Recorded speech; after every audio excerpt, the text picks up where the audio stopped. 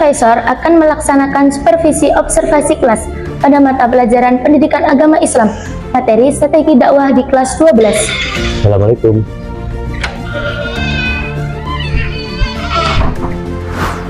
Pak Ahmad, saya akan melakukan supervisi pembelajaran pada siswa kelas 12 terkait materi strategi dakwah. Baik Pak, nanti materi akan saya siapkan mengenai pengertian dakwah, strategi yang relevan untuk masa ini. Silakan mengajar seperti biasa, saya hanya akan melakukan observasi. Untuk instrumen penilaian sudah saya siapkan. Baik, siap Pak. Supervisor duduk di bagian belakang kelas dan melakukan pengamatan tanpa mengganggu jalannya pembelajaran. Assalamualaikum warahmatullahi wabarakatuh. Waalaikumsalam warahmatullahi wabarakatuh. Selamat pagi anak-anak. Pagi Bapak. Bagaimana kabarnya kalian semua? Alhamdulillah.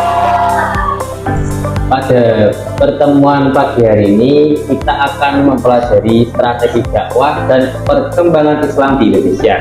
Nah, dari sini menurut kalian siapa saja pendakwah-pendakwah yang kalian suka ketahui? Ustadz Abdul Somad Pak. Ali sama Pak. Siapa ya Pak?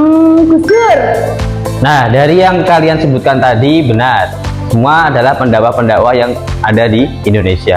Nah, perlukah kalian ketahui bahwasanya strategi dakwah di Indonesia, Islam di Indonesia itu menggunakan akulturasi.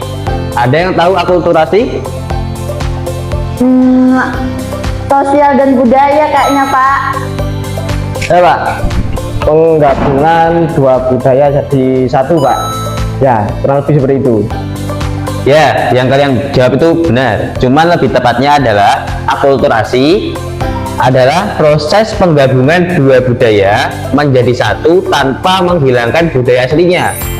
Nah, itulah proses strategi Islam yang ada di Indonesia. Nah, jadi anak-anak, zaman dulu kultur di Indonesia itu sangat kental sekali dengan budaya. Bahkan untuk memasukkan budaya baru itu sangat-sangat sulit.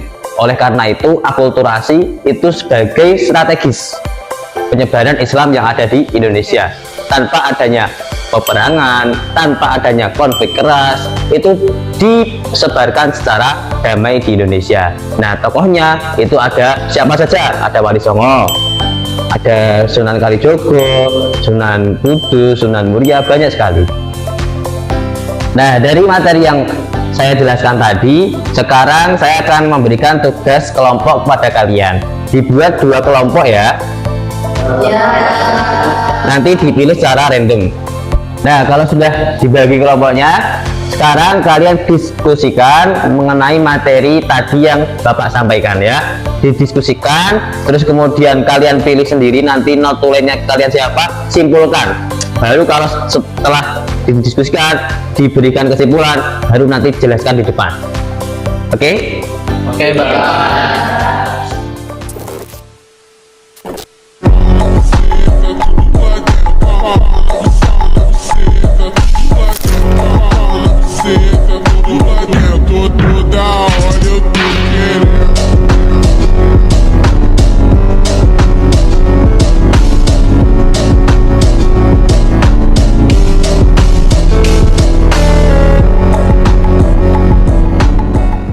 Oke anak-anak, jadi setelah kalian diskusi tadi, sekarang perwakilan dari kelompok satu atau dua anak maju ke depan untuk menjelaskan hasil dari diskusi kalian ya.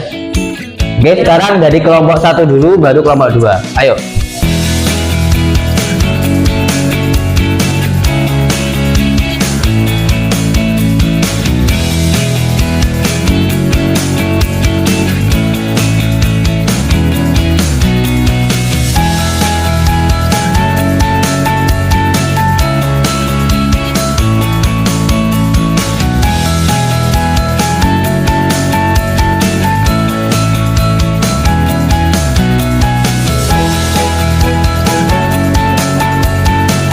Oke, Bapak sudah mengamati hasil diskusi kalian, bagus.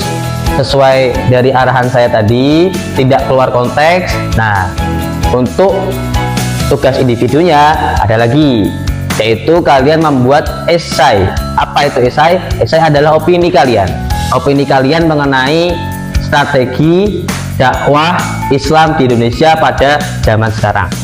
Nah, nanti dikumpulkan minggu depan, nanti akan saya nilai dan akan masuk di rekapan akhir nilai kalian. Oke, pada pertemuan siang hari ini Bapak ucapkan terima kasih. Wabillahi taufiq wal hidayah. Assalamualaikum warahmatullahi wabarakatuh.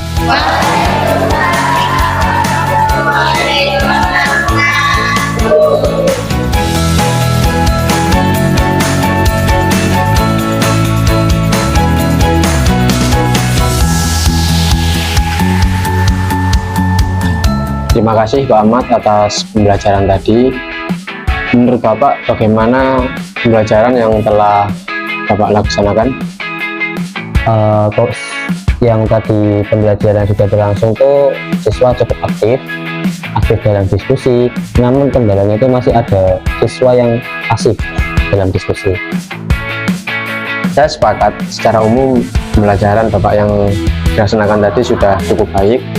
Untuk kelebihannya, pembelajaran tadi adalah menggunakan media PPT. Penguasaan perihal materi sudah baik dan siswa terlihat aktif berdiskusi. Namun pengelolaan waktu diskusi perlu sedikit diperbaiki agar presentasi kelompok lebih maksimal. Oke, terima kasih Pak. Saran dan masukan dari Bapak akan menjadi evaluasi pembelajaran ke depan saya nanti. Saya mengapresiasi usaha Bapak bersemangat untuk meningkatkan pembelajaran. Baik Mbak, terima kasih Mbak atas apresiasinya Pak.